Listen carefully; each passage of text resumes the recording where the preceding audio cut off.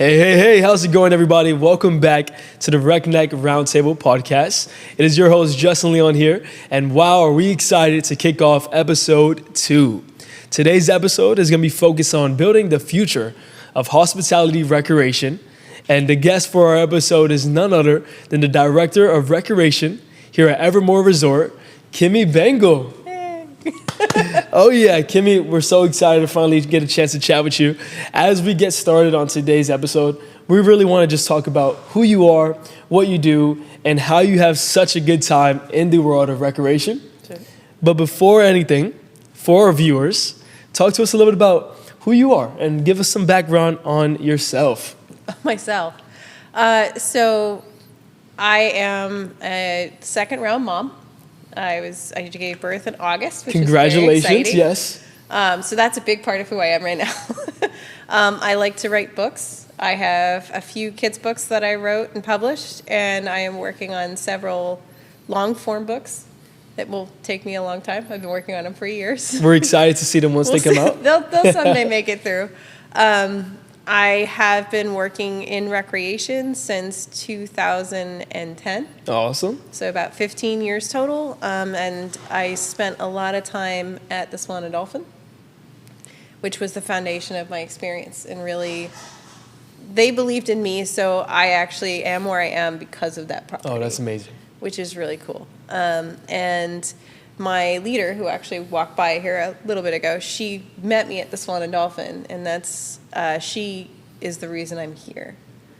But as a kid, I was fascinated with hotels with pools. Okay. My mom had to book a hotel with a pool to keep me happy, and I would judge the hotel based on the pool. So when I was given an opportunity to come to Evermore, I couldn't say no. Yeah. This is the best pool ever. I was going to say, what a full circle moment, because now your hotel resort has the best pool, probably hands down. Right. But thank you so much for sharing that about you. I love your background, and I'm excited to showcase your background with our audience today. As I mentioned for the episode, and as you know, Kimi, we're going to dissect your story of how you started from not being in recreation at all to being a leader in the recreation field. But more so, I'm so excited to pick your brain on how you have fostered a culture of success from building absolutely nothing, aka there's no resort here, the developers are excited to break ground, to fast forward having such a dynamic recreation team and being a part of the future, as this resort in itself is one of a kind. Right now, to break that down, how I would like to dissect today's episode is once again starting with you.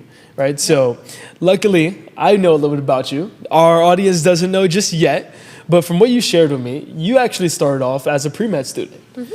And then you were just one of those crazy, recreational spirited pre-med students who was just really the star of the classroom. And then that made you kind of think, wait a second, maybe there's more out there than pre-med for me, right? So talk to us a little bit about how you found that star and found that light inside of recreation, even before you knew it was recreation all along. So, like you said, I started as pre-med, and it didn't quite fit, except for the comment where someone said, I think you should be in a tie-dye lab coat. And I took the next summer to find a job, just to kind of find a job. I didn't expect it to take me anywhere. Yes. And I walked up to the country club that was up the street from me, and that was the leadership team that honestly became the foundation of what I believe in for leadership. They took me on. And what I loved about the property was who I was working for, but also what it allowed me to do. You know, one Halloween we did the Scooby-Doo theme, where they took apart the entire formal dining room, erected doorways so we could do the whole Scooby-Doo running scene.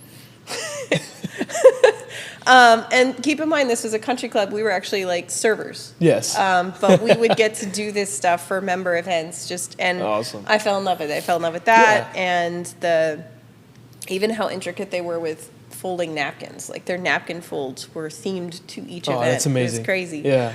And after a summer there, I was like, this is what I want to do. I want to do something where I'm making memories for someone else. Like, it might take me a really long time, and then the event's only an hour or two, but it's something they remember, and it's something that sticks with them, and creating memories is really cool. And that's what I wanted to do. Oh, that's amazing. I love that. And it's so awesome to, as you mentioned, you guys were just all servers, right? Mm-hmm. Technically speaking, not a part of recreation at all, right? Yet you still found that way and had the opportunity to make it a memorable experience. And that's by far what it's all about inside of hospitality. Yeah. Now, on the flip end, right, you shared a little bit about how you started off. Was leadership always a part of your vision, or how did that come upon your journey? I grew up learning what good leadership and bad leadership was, and how important it was to know the difference. Yes. So that country club actually, again, was a good foundation to that. There was one time I know I was having trouble getting along with my fellow coworkers, and my manager pulled me aside and she goes, "We want you to know that we know something's happening, but we want you to know we see you as a human, and we see you as someone who's working really hard, and we believe in you. So don't let that get to you." Yeah. And I've taken that with me forever, because it's so important that someone sees you as an individual, as someone they're leading. And I'm sure they don't even remember having that conversation, but it's one of those lollipop moments that sticks with me. And then there was another point where I tried working somewhere else and it didn't fit. And I didn't understand it. It's the same job. Mm-hmm. But they said, it's not you. Come back here and work for a day and we'll prove it's not you.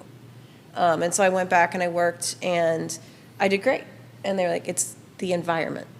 And so that was so telling in my leadership journey as well, as to really follow what they were doing. Like, they held me accountable. They held us to high standards, but they saw us. Oh, yes. And, and they believed in me as a person.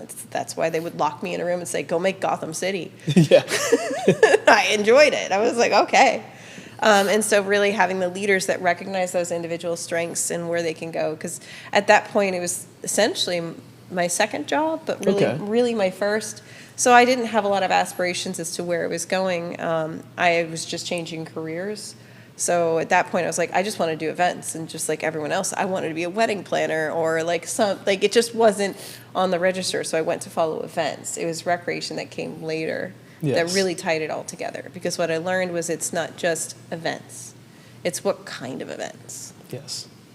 Oh yeah, and something that you just mentioned is extremely true, which is bad leadership and good leadership. And the truth is, everyone can learn from both. Yes. Early on, I recognized, wow, quote unquote, bad leadership is such a valuable lesson in itself for those that take the opportunity to recognize, let me see what I can learn from this, right? Sometimes when there's some quote unquote bad leaderships, some people may get upset, but if you actually turn the switch and recognize, let's not get upset about this, but let's analyze it and see what can I learn from it. Same thing with good leadership, to be able to build the leader I am today, right? So that's awesome that you were able to recognize both early on and kind of allow that help you grow. Yeah. Now, you talked to me off camera about your journey and how, like I mentioned, you started off as a student, then you walked over to your country club and you said, hey, let's check out this job, and you fell in love with it, right? Mm-hmm. But to be a little bit biased, because I actually started off in the aquatics industry, one of your first roles was a lifeguard, right? Yes. So talk to me about how that role of a lifeguard has helped you become the leader you are today. So, as I've mentioned, I was coming down for an internship with Disney. The lifeguard was really a bridge into the world I'm in. But again, it was pools. Yes. I was always a really good swimmer. I had saved a life at the country club, so I felt confident in those scenarios. And came down to do the Disney internship as a guard. And I did the guard as best as I could. Awesome, yes. They liked my boss associated me with a tiger, because apparently I always paced. Never sat down, I always paced. And it really, you took that job just like any other job very, very seriously. Yeah. And it was a lot of fun. And it was because I took it so seriously, because I worked so hard, even being a guard, that I was able to network and able to grow my career through Disney. Because I've also stuck with me is, it's not about who you know, it's about who knows you. Oh, yes. So it's about who's going to be your advocate. So because I worked so hard, because as a CP, which normally had some challenging reputations, I superseded that, and they said, you know what, we'll stick our neck out for you. And so that's how I ended up in park event operations. I always had that guard background. I was always there, and it's still a passion of mine. You know, I have guards here. They're all through SGE, but I still love talking guard shop. Oh, yeah. And talking about CPR and everything else, and it's still a very good core of what I did. Yeah. And I scan still. Everything. Everything. I'm so good at finding stuff just by. But yeah, so it was a bridge from the country club of what I wanted to do to bring me to where I wanted to do it. And I found out later exactly the venue in which I wanted to do it, which is schools. Awesome, awesome. Now, the reason why I asked how a lifeguard role can relate to leadership is I reference that on myself and say, wow, the things I've learned as a lifeguard, I've been able to blossom and utilize in so many different aspects far beyond the pool deck. So I love to see how just that role of a lifeguard helps other leaders like yourself keep on growing and learning, especially how you reference the scanning aspect, right? How you scan everything to this day and you still find so much. And I'm sure that scanning wasn't in reference to just the pool deck itself, but just all operations, right? Now, as I'm excited to continue talking about leadership, I want to pick your brain on, do you remember the moment where you were like, wait a minute, I'm no longer just running operations, but I'm actually helping people grow and I'm leading people? Actually, yeah. So when I became an assistant manager at Recreation and then manager, I was developing the way I ran things, you know, and I bumped some bruises along the way, but I always was the person that would go out and help. Yeah. So I saw someone pulling a big towel bin, or I knew that was a thing that nobody liked to do, so I would do it. I actually liked it, nice. But it helps that nobody liked to do it. And I was always kind of there with them, pounding the ground with them. It wasn't me just saying, you do this. It was doing it with them. Awesome. And I didn't know what that was called at the time. And then I did an orientation at Four Seasons. I was going to be an assistant director over there, but then Swan and Dolphin pulled me back to be a director. It's actually, that jump happened. And they talked about something called servant leadership. And I loved the concept. Yes. You know, and even to this day, I'll correct it. It's like, oh, they'll say you're the big boss. I was like, no. I'm on the bottom. Yeah. Everything I do is to make your jobs easier. Even if now I'm not really doing as much pulling of the towel bins, it's, hey, you know, this thing isn't working for me. Okay, what can we do to fix it? You know, and constantly working to make their environment and their job easier, because if you take care of them, they will take care of your guests. Oh, yeah. And another thing that was that they explained that just really stuck to is, if you took your entire executive team and they all took the day off, your guests wouldn't notice. If you took all of your high-level operations leaders and they all took the day off, none of your guests would notice. Your guests would notice as you get further down the chain. So if your entire line-level staff took the day off, your guests would notice. Oh, yeah. So therefore, if you were going to talk about what's important, you need to talk about making sure you're taking care of the people that the guests will notice. Yes. Yeah. And I love that. And I'm such a big fan of servant leadership, so I'm very happy that you brought that up. I share with my team all the time what does it look like to be a servant leader and how we can go and do that each and every day effectively. So such a big fan of that. Thank you for sharing that. Now, for those that don't know, you've had the chance to join Evermore Orlando Resort, but you joined this property much before it opened to the public, right?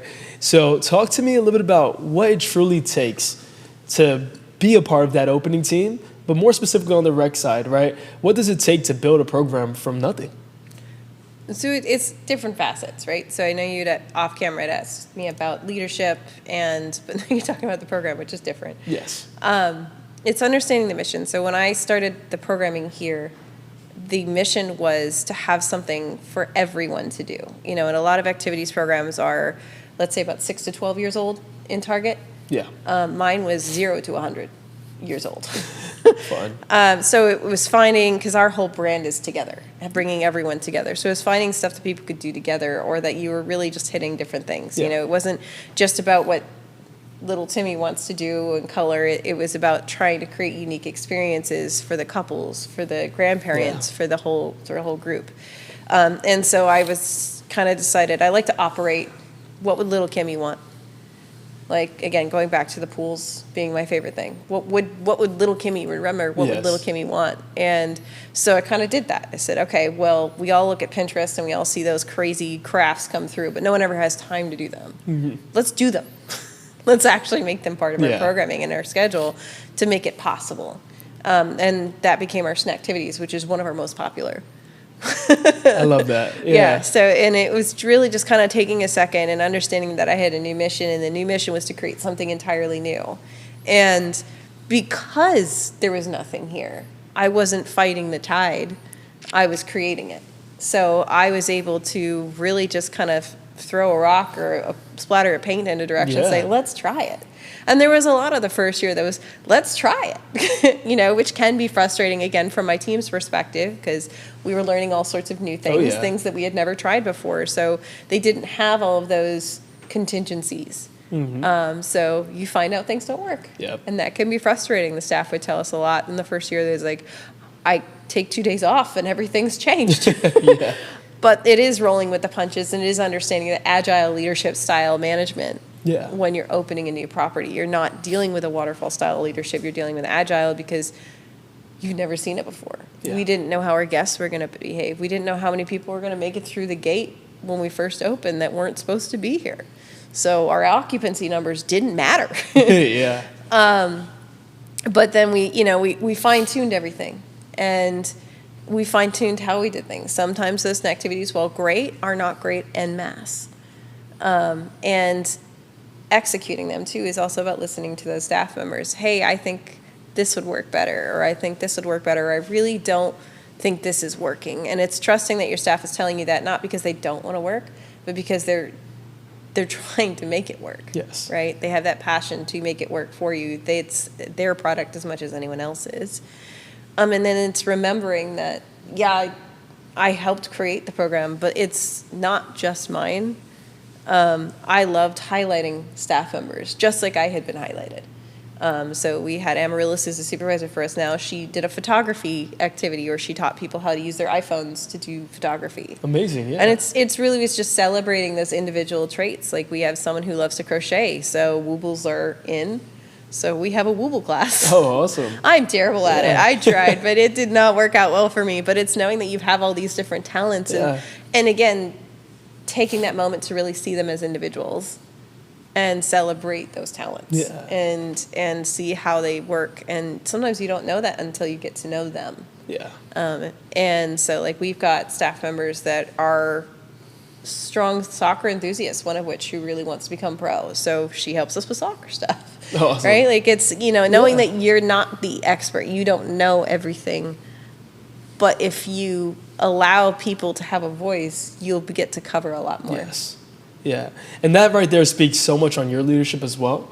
And I'm so happy at the fact that you were not only able to recognize these interests within the team, but also empower them to say, hey, we see you, let's make it part of the experience. And because to me, what that shows is that team member is not only going to be happy at their job, but they're going to find a lot of love in what they do and be excited to host these activities, as that's who they are, right? And their leaders now allowing them to take an outside interest and make it a part of their day-to-day job. So that's awesome there. Now, when it comes to opening up a new team, right, it's super nerve-wracking. It's absolutely crazy, for lack of better terms, right? And just like how you said, it's a lot of just making it work and seeing how it goes at first. So I want to poke your brain on, talk to us a little bit about those challenges that you may have faced that perhaps the guests at the time did not see, but as a leader, it still haunts you to this day of, ooh, I remember that from year one. Okay. I mean, a great example of any good event takes a lot of time to plan. So we have this really great marquee event that's amazing. It's called Labor Day Games. And from a guest perspective, everything went perfect. From the staff's perspective, It was chaos. Okay. And so, but we were given, the idea was amazing, and we were given probably about 4.5 weeks to put it up for the first year, which is not a lot of time to create a brand new event that no one's ever seen before. But what we did was we got all of them together. You know, I said, hey, I have this SOP SWOT sheet. SWOT is strengths, weaknesses, opportunities, threats. I want you to fill it out with what you experienced. Awesome. Like what didn't go right, what did go right, what worked for you, what didn't work for you, and I want to make sure it's fresh. And so then when we started planning the event again, because we knew it was coming, it was a new annual event, it's coming again. Yes. We then executed it flawlessly. Awesome. Because we understood what we had learned. We had made it through. The guests loved it. There were guests that came back. In fact, our top placing guests the first year swapped places. Okay. So they actually, the competition worked to how we wanted it to, which is like it created this like family rivalry. And so literally the first winning family and the second winning family swapped. And they came back. Like it was so successful. Oh, that's so awesome. Yeah. We had a key log rolling competition, and one of the families bought their own key log. Oh, that's great. Because they wanted to win. Yeah. So it was really, really cool. So from a guest perspective, they absolutely love it. From the staff perspective, it could have been better. And so it was by the next year, because we had enough time to really account for everything, to really think through things, to make sure we took all of that feedback in, and that's so important. Like I've talked about how my style is servant leadership. What I've turned it into is really what I call cultural leadership. Awesome. It's another book that I haven't finished. But feedback is a gift, both ways. Feedback is not just about, hey, you didn't clock in on time. It's what can we do better? How can you do better? How can I do better? So feedback goes both ways. And as you can tell from an event like that, it's so crucial to not believe that you're the only one in the room, because you're not. And if you allow other eyes and allow other voices to kind of be a part of it, what you create is better. Yeah. Oh, that's amazing. And just to piggyback a little bit off of what you first said, I'm blown away at the fact that the family bought their own key log, right? That in itself just shows so much love and passion and buy-in from the guests. That's, as a rec leader myself, that's what gets me going. To be that able was my favorite email. To see that is so awesome, especially as you witness some of the internal challenges, yet in year 2, you have the family ready to come back again, just showcasing the impact that you all made. Now, on the topic of impact, right, a big part of recreation, and a lot of the reasons as to why many different people love it, is being able to be super creative, right? I've spoken with several managers and directors in recreation, and they all say, oh, I didn't have so much fun at this property, but my new property, I have so much creative control, right? How was that creative control for you? Was it a challenge? Was it fun? While / managing or maintaining the high expectations of a new property, 5-star resort, luxury hospitality at that. So my question here, to not sound too complicated, is how was it being able to keep that creative fun in recreation while having that pressure on you of a 5-star hospitality resort? So a lot of what we do is innovative experiences, right? And having that, the country club again helps me out a lot here, but it's really just putting the bow on it. Yeah. Right? Like, guests are guests. They all want to have fun. Sometimes it's changing the materials. Sometimes it's changing the location. But it's really thinking it through. Like this year, our mission is thinking about the story of the activity. So it's not just the activity itself. That's the baseline. Yeah. But the story around it. So an activity should have a beginning, a middle, and an end, and be an experience so you remember it. And that's really where the Forbes luxury standards come in. Like there are some Forbes standards that like activity has to be ready 30 minutes prior. You have to make sure it looks really nice. You have to make sure it's easy to book. But really it's about making the memory and making the memory well. Yes. So it's not just throwing a plastic tablecloth out there and some pencils and say go color.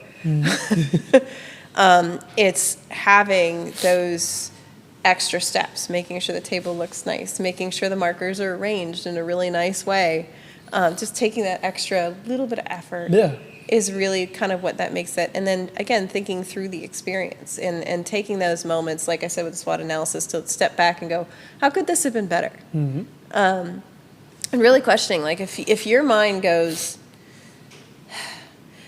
stop and think about that moment. Why did your mind do that? What was that moment? What was that one thing that made you go? And once you actualize that and realize like what that is, then you can create a whole slew of new things to go with it, or enhancements, and you ask why. You just always have to ask why.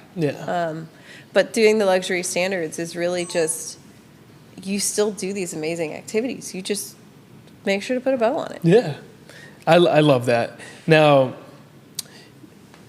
you talked a little bit about, being able to just have a good time, or for the guests, right? Making sure the guests have a good time. And I love how simple you made your answer, right? While, yes, you can talk all about making sure that the pens are on the right side of the paper and the eraser's on the left side, right, for trivia or whatever the case may be. But the simple goal is we want our guests and owners to have such a great time, right? And I think to add to that is, being able to have that same philosophy for our team, and making sure that, hey, instead of saying, let's make sure our guests or the event brings in X amount of dollars, we should actually say, hey, let's make sure our team has such a good time, because if our team's happy, then in turn they're going to go and do a great job, and our guests are going to be happy, and it's going to be a fun time. So I love how you were able to make that answer very simple to showcase the fact that our goal is always to make sure our guests have some fun. So it goes back to just making that memory. Exactly, yeah. Now, earlier you talked about how you have now kind of take that servant leadership name and make it more of a cultural leadership, right? And which I love that. I'm a big fan of developing a culture of success, right? And funny enough, that's a big part of what we want to talk about today. So now that we talked a little bit about opening up the new property and all of the challenges that come with that, I want to talk more about building that team underneath, right? And building the culture of success. So more specifically, how do you intentionally build and how do you protect the culture within your team? Culture is like a living organism of a team, and it matters as much as who's on it, right? So you cannot it's again about that individual. Yes. Praise doesn't work the same way for everybody, neither does feedback. But it's about being fair. Yeah. You have to make sure you're giving out 10 times as much praise as you are feedback. And feedback is respectful, and it's done in a private setting. And that's so important because it creates trust. And trust and respect are huge parts of that, right? If I could do a lot of great things, but if my team doesn't trust or respect the vision or what we're doing, it doesn't matter. Yeah. It's so important to really create that trust, create that respect. You can't force it. You can't say you have to respect me. That's not how respect works. Yes. You have to curate it. And it's really kind of, that's a big part of it. Yeah. For us, we have one-on-ones every quarter with our team members. We have 50 to 70 team members depending on the time of year. That's a lot. Oh, yeah. That's a lot of extra time. Takes a lot of time, yeah. But you learn a lot about people, and it gives them an avenue to kind of give that feedback back, right? But also you give that feedback to them. Like if there's something that needs to be adjusted, it's giving that feedback right away, but then kind of checking in and seeing how they're doing. And so it's so very important. And knowing and understanding that like a culture is a living organism, as people grow and come in and as they leave, that means your culture is going to change. It's not always going to feel the same. It's not always, as you get new leaders, as you get new staff members, as you get new supervisors, it's going to change. And that can be scary, especially when you have a team that's been around kind of really close for a while, but then you learn that new isn't bad. In fact, new is better. Because sometimes you really get to get outside perspectives, and you get stuck in this is how we've always done it. And then you bring in that new person who asks that question and goes, why? And they give you that feedback, and you go, you know what? Yeah, that makes sense. And it's really not just about servant leadership. What I learned the hard way with servant leadership is it's not the same. Giving everything to them can backfire. Yeah. And I'll remember it where, I went outside to go help pick up all the towels on the pool deck and then walk back into the office and all the staff were just relaxing. And that's where, doing something for someone all the time isn't always the answer. Oh, yes. but making sure that you're treating them as an individual, that you're coaching them in a very respectful way, and that you understand who they are as a person and what they add, but also being very careful in who you hire. I know in this industry, a lot of people are going, well, if they've got a heartbeat. Yeah. And that is the worst thing you can do. Indeed. I learned that because I just kind of, again, I stopped and I sat back and I said, why? I was like, I have spent so much time on this person when I could have been spending that time on these great performers. But because that one bad performer takes so much time, you're not able to give as much back to the others. And so it's a lot harder once they're in to kind of fix that. Yeah. One way or the other. And so the interview is so important. Welcoming someone into your home, because that's what a workplace culture is. Mm-hmm. Your home. You have to be careful because you're not just protecting the guest product, but you're protecting the people who deliver it. Yes. And making sure that the person they work with makes sense is so important. Yes. Oh man, how I love that answer.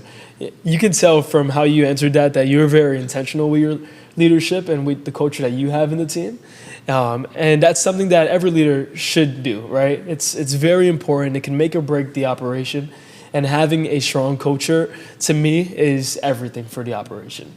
Now, I love how you touched a little bit on the hiring and how you should take it very serious. And in fact, you mentioned it's more difficult to deal with someone who may not be the best fit once they're in, right? So taking the time to be intentional from the start with the interview process is essential in this industry. And I agree.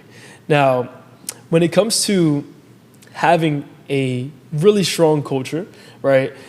You said it best. It's not just giving to the team, because that is going to create a culture in itself that may not be the best case, right? Mm-hmm. So it's very intentional in the sense of setting them up for success, but also holding them accountable. Yes. And creating that culture of accountability where the team knows how to succeed, they know how to fail, and they have leaders that are there to help them along the way.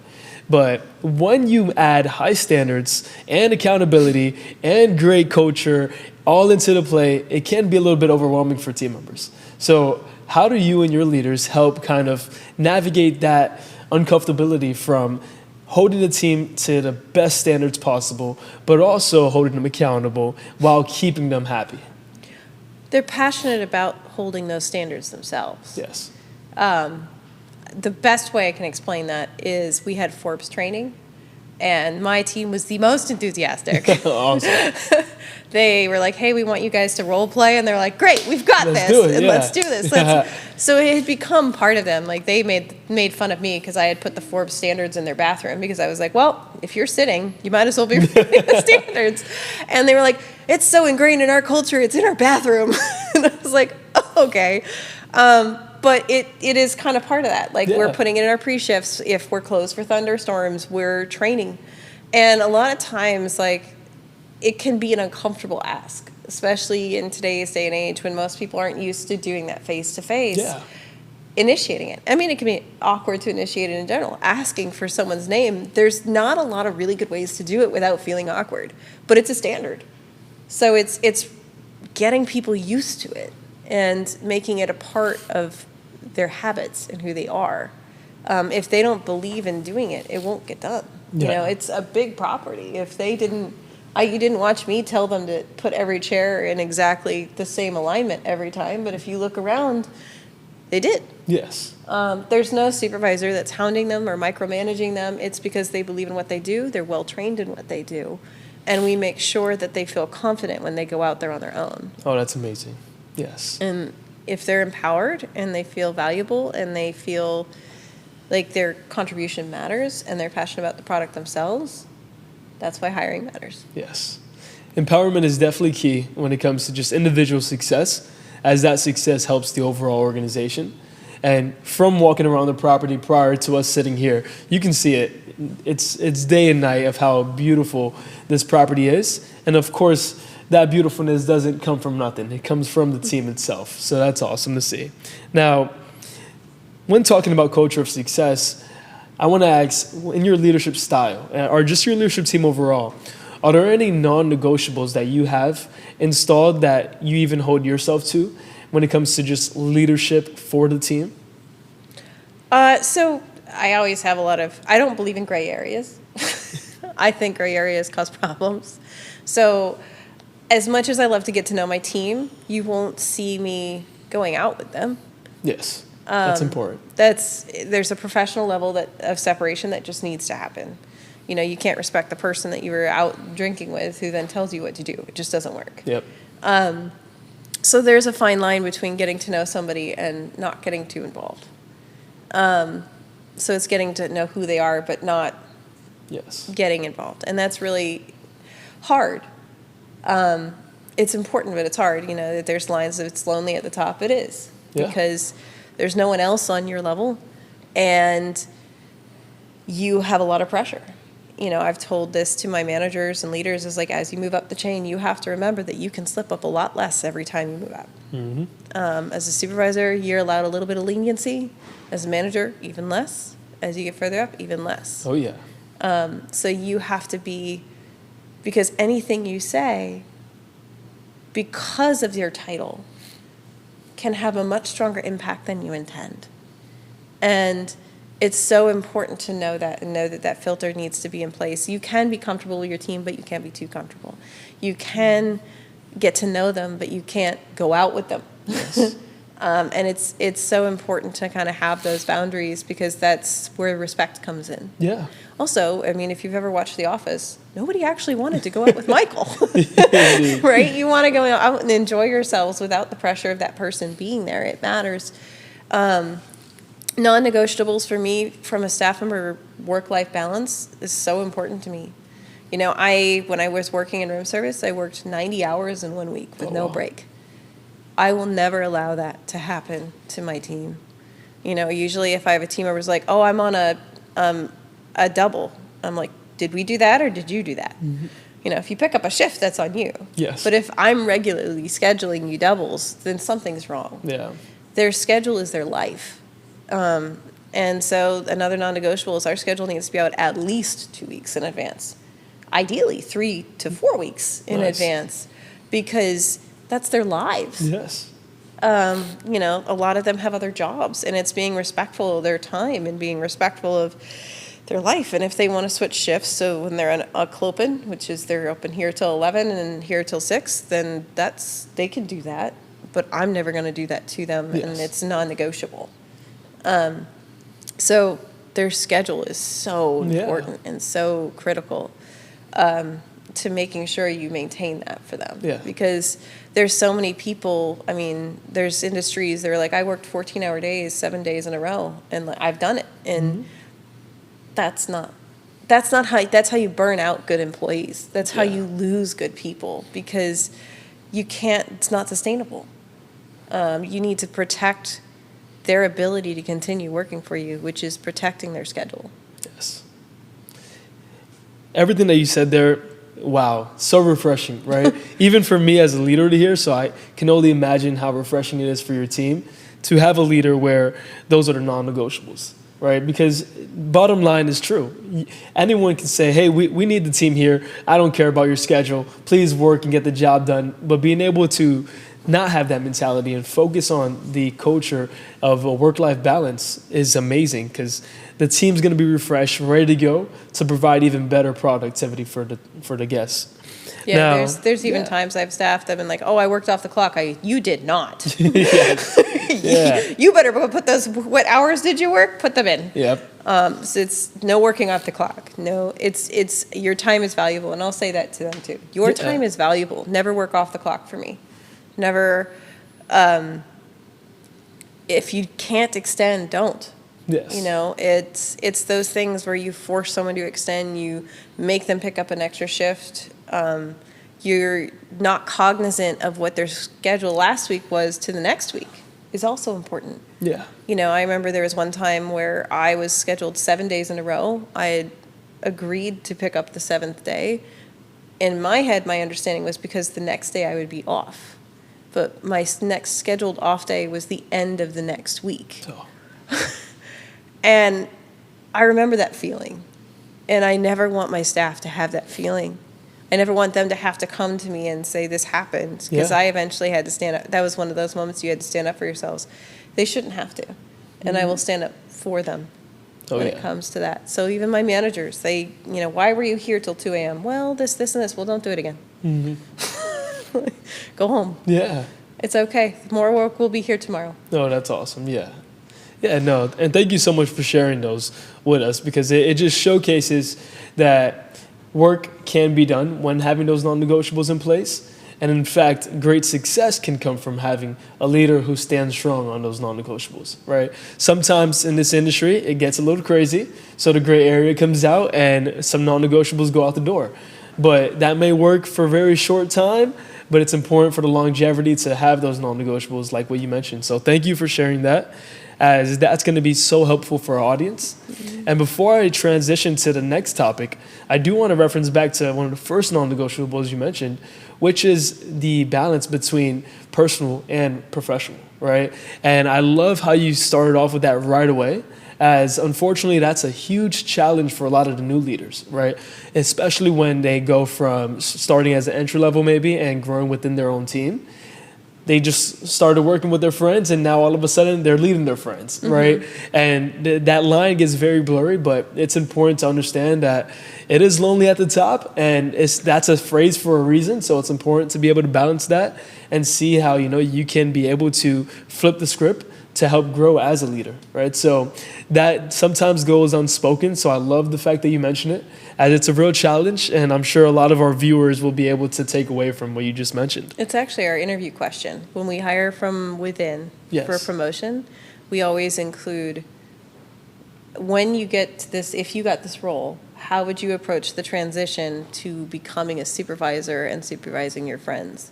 And that's very telling to us in terms of whether or not someone's ready for the role. Yep. Because we want to hear about what their strategies are. Some of our staff, when doing that interview question, I've been like, actually, I knew that, and I've already kind of started to kind of put the barriers up.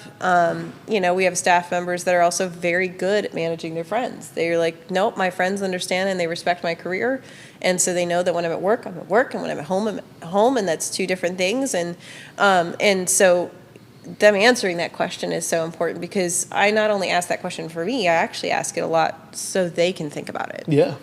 And think about the fact that this is a real risk that is hard. I've had roles that are in between that are like kind of, let's say, a relief coordinator type role, where they're both. Okay. And that is the hardest part about that role, is like one day they are right alongside with everybody, and the next day they're telling them they have to tuck their shirt in, and it's hard. Yeah. It's difficult.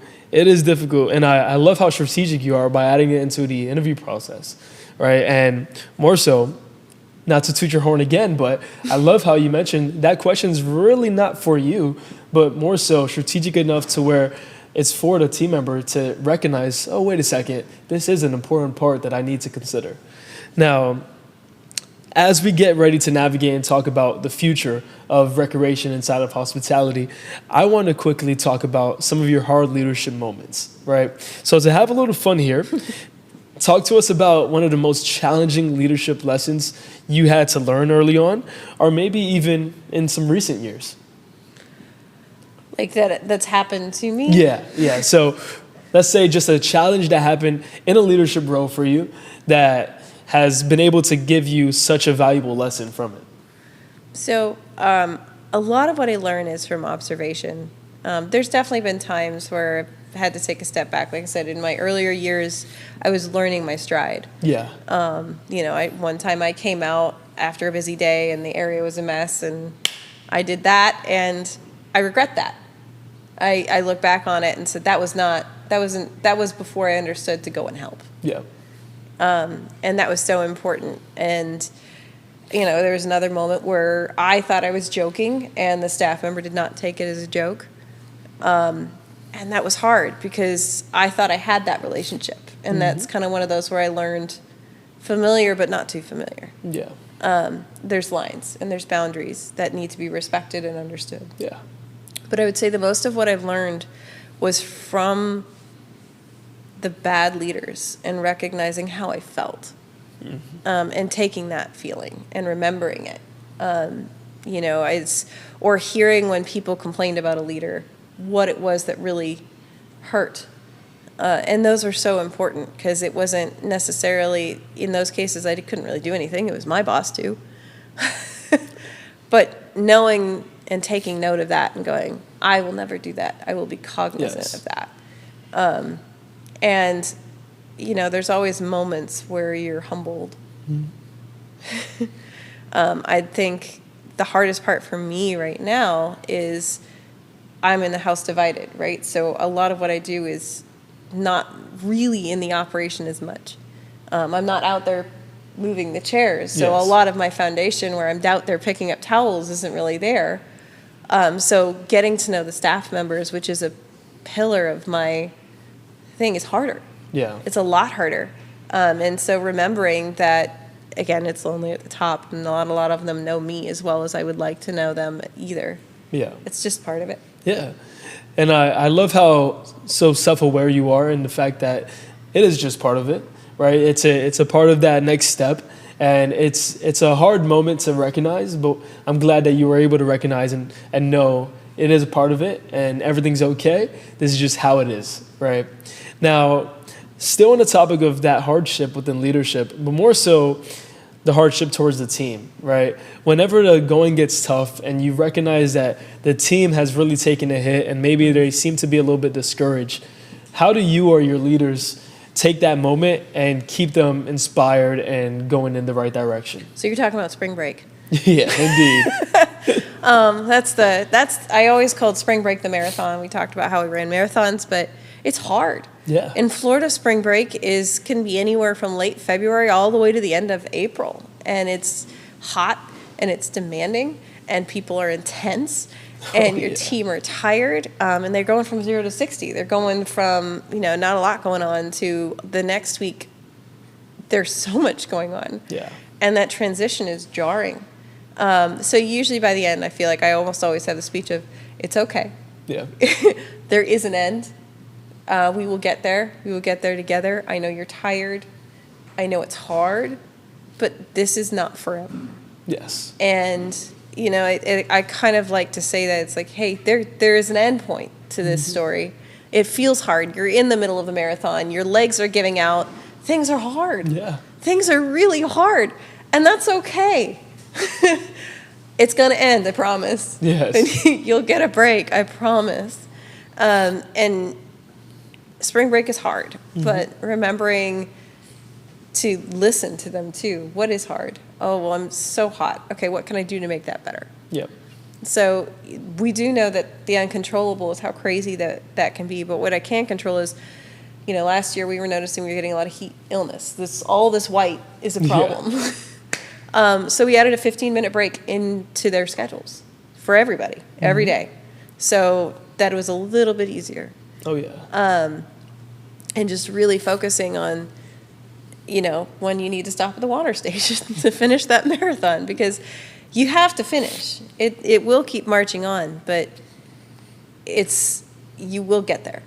And how do we make it there and make it there together? Because in recreation, you have those seasons. You have those seasons like right now where it's quiet and you're lulled into a false sense of security. And that's its own challenge. Like going through days when you might not see very many guests or do a lot of interaction in a position where it's a very social job is also its own challenge. Yeah. And those make or break you. But again, it's almost the same speech, but in reverse. It's like, I know this is boring and I know hours are tight, but it's going to end. Oh, yeah. And then you're going to have so many hours you don't know what to do with them.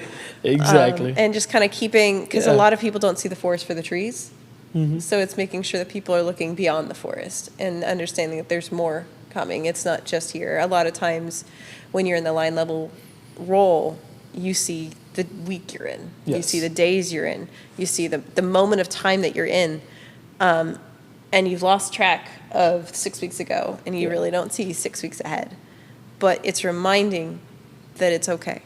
It's going to keep going, especially with more younger people. They're used to things being very much in the moment and very intense in the moment. They haven't had enough time to realize that time goes on. Yeah. And I love how you first painted both sides, right? Because that's the truth. There's a lot of challenges within each season. but your strategy or your method almost stays the same of being present with the team and reminding them or reassuring them it is okay. I understand it's tough, and here's the finish line. We're almost there, right? Or I understand it's very busy, but here's the peak season. It's almost here, right? So being transparent with the team, I think, is important, and also having that reassurance to be able to provide to them and let them know, hey, we understand how you're feeling. We understand what you're going through, and here's XYZ on how you can do better. And I think that right there shows the team that their leadership not only understands, but you see them and you're there with them. And that helps the team get that extra push to keep on going, I think. Now, also more on the topic of just learning and growing and dealing with hardship, has there ever been any leadership belief that you have stood super strong on, then as you started growing within your career, you recognized, wait a second, I kind of have to unlearn this and maybe take a different approach? So I've always had a very agile style, and I always take feedback to heart. So I've never been so stalwart that I have like this one thing that I'm never going to change, except for maybe the gray area thing, but that's never really been a problem that I've had to unlearn. Like there's been moments where I've had to be like, okay, we need to rethink execution. Okay. But I think a gift of being a good leader is understanding that you need to adapt to your team, and you need to adapt. There's certain pillars that are just ethical and always being ethical, like I said, with the culture, just preserving the culture and protecting it, and being fair. But as far as like hardship in terms of something that changed, I've always rolled with the punches. That's why I am where I am.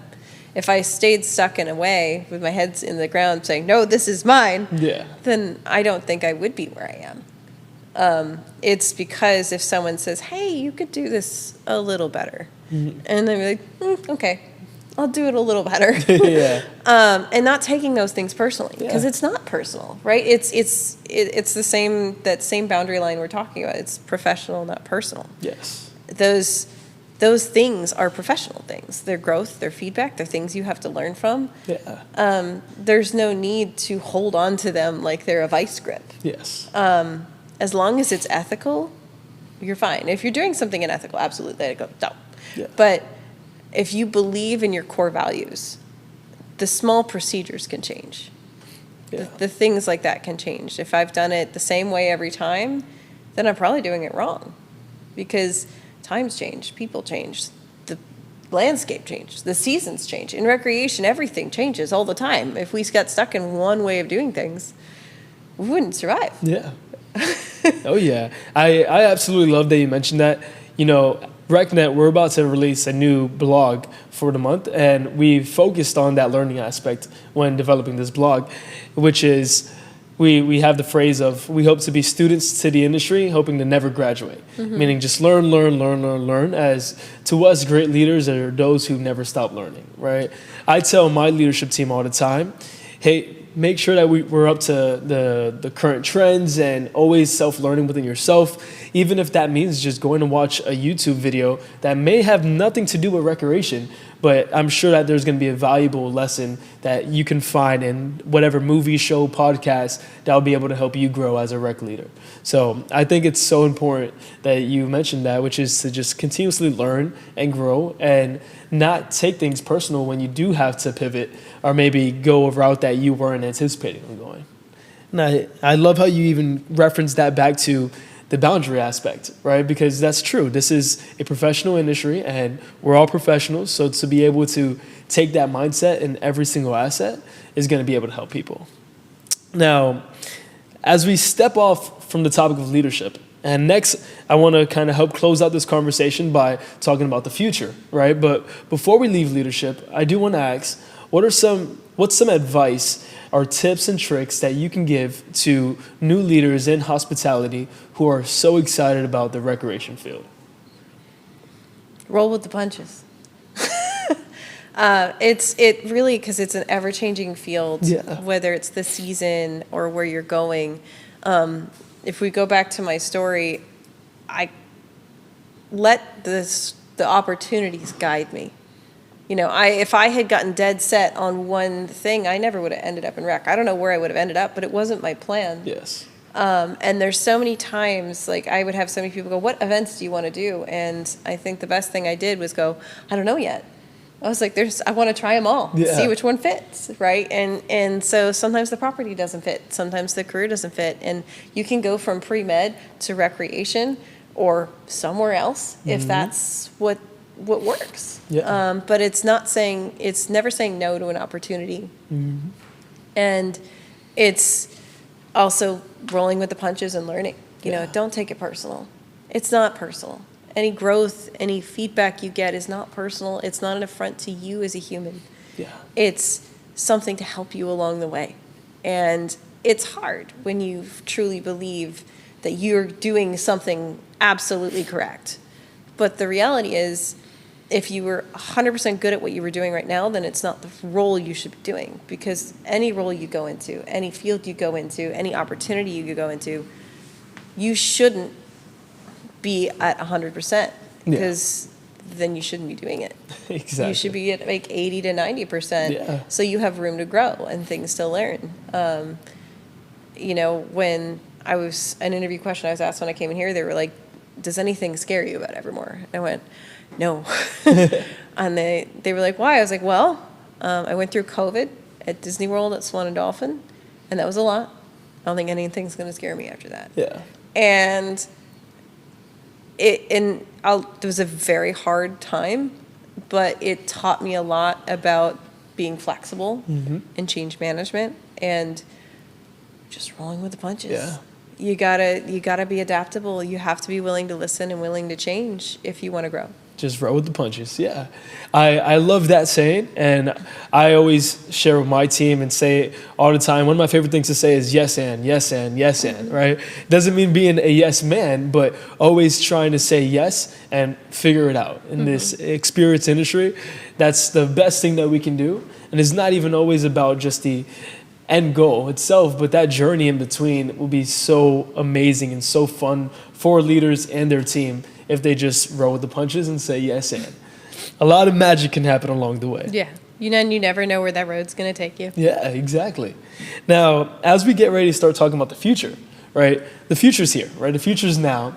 So talking about now right away, what do you think are some skills and, let's say, valuable lessons or attributes that the team members in recreation should have now that probably weren't important to have maybe 10, 20 years ago in rec?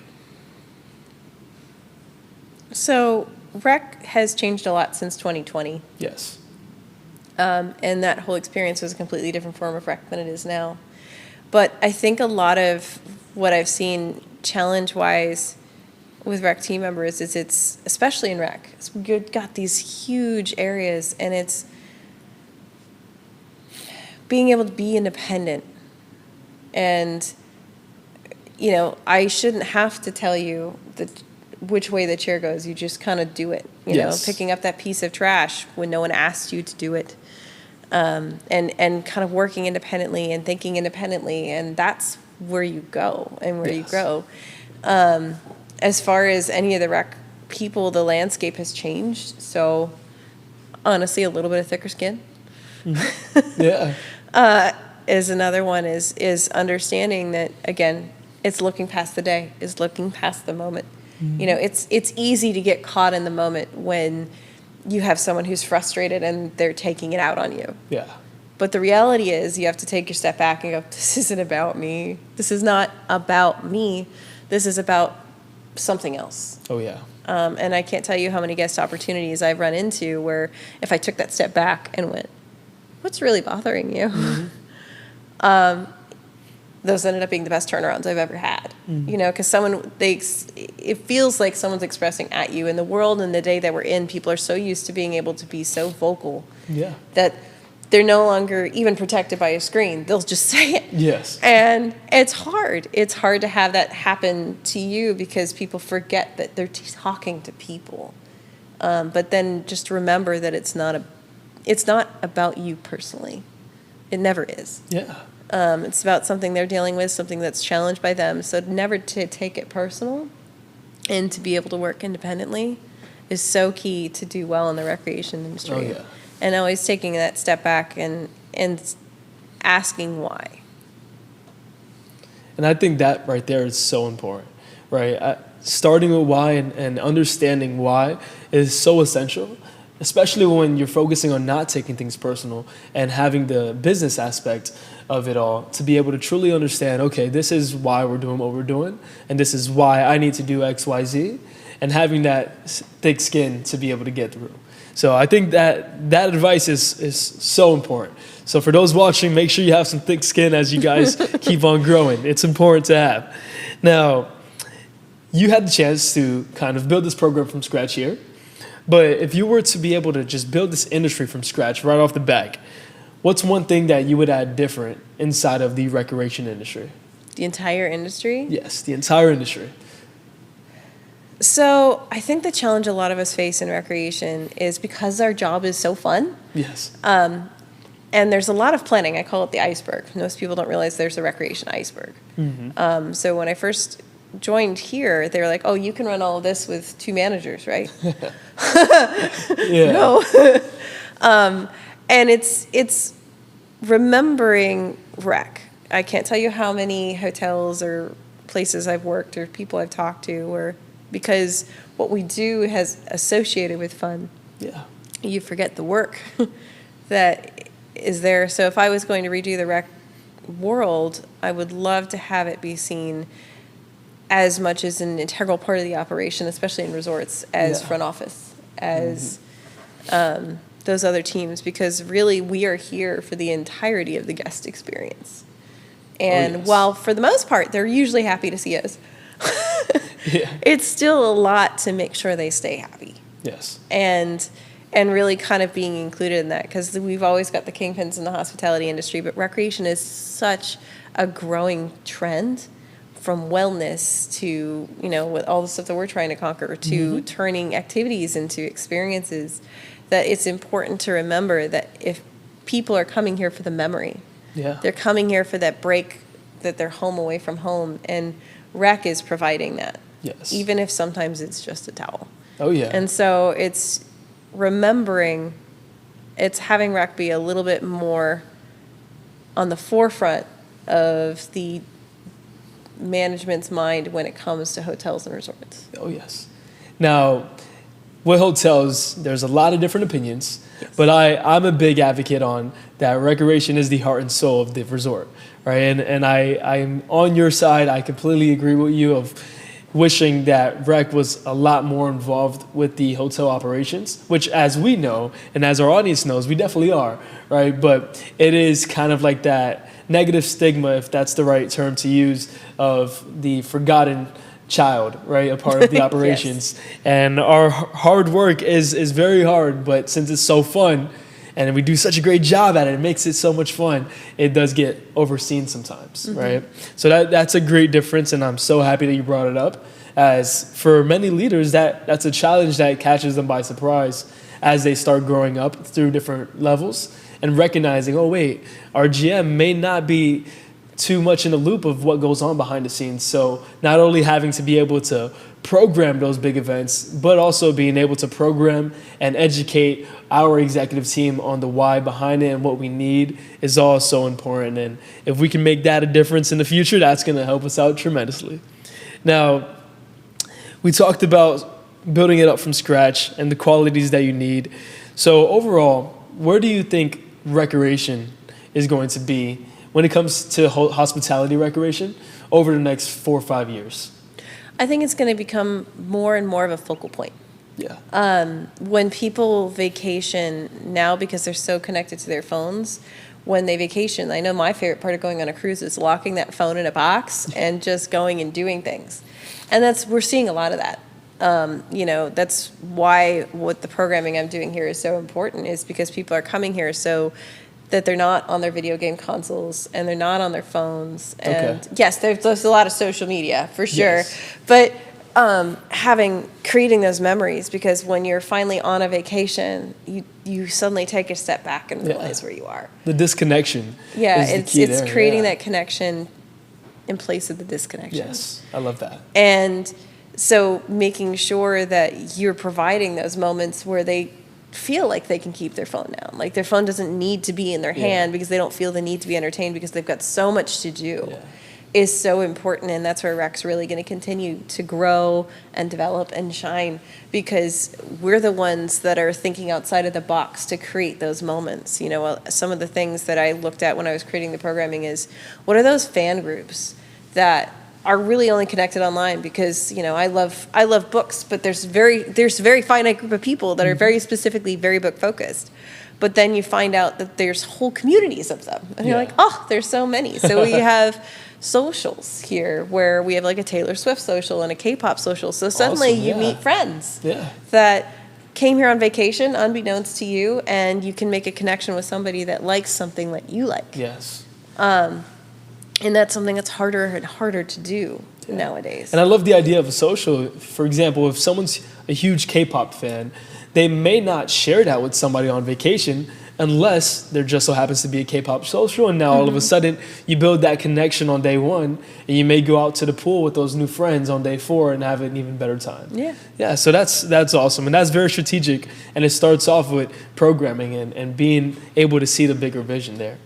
Now, one of my favorite parts about this episode has yet to come, which is coming right now, which is, and I've enjoyed our conversation so much, Kimi, so thank you so much for being able to just be open to all of these questions and give our audience your amazing insight. Sure. Now, what I said about my favorite part is the rapid fire round. So it's only 4 quick questions, but I do want to poke your brain a little bit more. Okay. So when it comes to great leadership, if you were to define great leadership in just one word, what would that word be and why?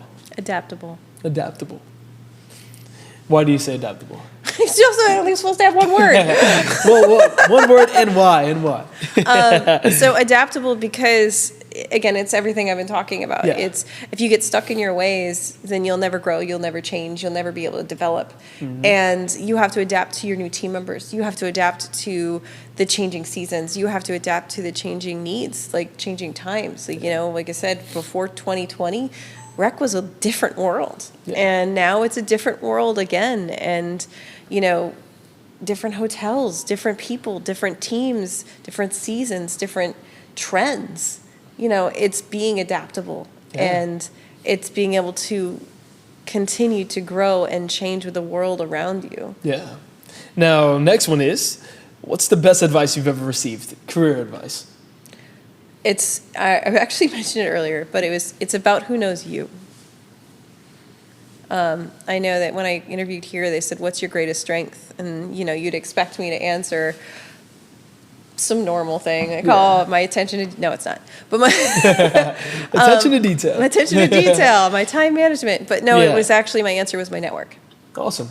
And the reason I said it was my network was because if I don't know the answer, I probably know somebody who knows the answer. And I wouldn't be here if it wasn't for somebody who knew me. And so... So powerful. So powerful. Important. And so, my biggest career advice is work on that network. And that's like, you know, when I said I was a lifeguard, I was the best lifeguard I could be. And when I was a server, I was the best server I could be, because I didn't know where that was going to take me. I didn't know who was going to see me later and how I was going to be remembered. So if I could control that memory, then I was going to do the best I could be. Awesome. I love that. Now, next is, what's one habit every leader should build? Ask questions. Awesome. You know, always don't just walk by something, ask why. You know, just attention to detail may not be exactly the strength I would say I have, but it's taking that moment. If something makes you pause, why? Why did it make you pause? Don't just accept that you walk into the fitness center and you're like, this is nice. Why is it nice? That's not good enough. It should be exceptional. Why is it not exceptional? And continuing to ask that question and pause in your own life as well as in your work life. Now, one of the last questions before we just really close out.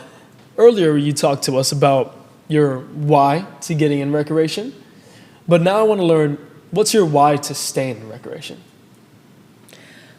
I have followed roles that have allowed me to change the landscape. So I referenced quickly that at one point I was supposed to work as an assistant director of the Four Seasons. And then all of a sudden, I had an opportunity to be a director at Swan and Dolphin. And the reason I made the choice I made was to stay at the Swan and Dolphin was because I had the greatest power to affect change in the role at the Swan and Dolphin, to improve the fitness center, to improve the work life, now that I was the director of the department, of the staff that were there. Yes. And, you know, at Swan and Dolphin, I kind of felt like, I was like, all right, I've done a lot. Mm-hmm. And then Evermore came up, and I was like, oh, I get to do more. Oh, yeah. And continuing to be able to kind of change the landscape and adapt and develop. And recreation is one of those fields where, you know, even when I went back to being a bartender for a couple weeks to work for Marriott, I was like, this is just the same thing every day. And recreation is not. You know, I talked about being adaptable, but it's because our seasons change, our needs change, our events change. You know, a month ago I was working on a Santa event, and now I'm working on Valentine's. My job changes every time. Oh, yes. And so it's one of those things that also pulled me out of pharmacy. It was going to be the same thing every day, doing paperwork, and it would have driven me nuts. And you have to love the chaos. You have to. I love the chaos. Yes. I am an ADHD child, and I embrace the chaos. Yes, and I love that. I love that. I say that to all my leaders. You have to love the chaos, right? As that's exactly what we do, and I'm so happy to see that you love just that. As we get ready to close out, Kimi, I just want to say once again, thank you so much for being so open and honest with us on today's episode. Like I mentioned a million times off camera, was very happy to go ahead and embark on this episode, to pick your brain on leadership and just building such a great culture of what you have here today at Evermore. Now, for our viewers, Kimi is a member with RecNet, so we haven't confirmed just yet, but hopefully we'll get to see her at our upcoming conference in Illinois. If not, that's completely okay. Kimi can be reached out at LinkedIn and a few other options that maybe you can share with us soon. But as far as your career goes, you've had such a successful career in hospitality and recreation. You've changed many, many amazing things for the better. You've impacted so many lives of not only our guests, but your team members and those leaders who had the chance to work underneath you, right? So thank you to everything that you've done for the industry. And just thank you to be able to step on today's show and talk to us. It is truly such a pleasure. As far as any closing remarks from your end, what would you like to say to our audience as we get ready to close out the episode? Remember that with every job that must be done, there is an element of fun. When you find the fun, snap, job's a game. Nice. Love that there. Well, Kimi, thank you so much. It was once again such a pleasure. And for our audience, we hope that you all enjoyed this episode. If you did, please make sure to give us a big like and subscribe for many, many more episodes, as we are planning to release one episode a month as we get ready for our conference in November. So once again, thank you all again for watching. We look forward to seeing you next month.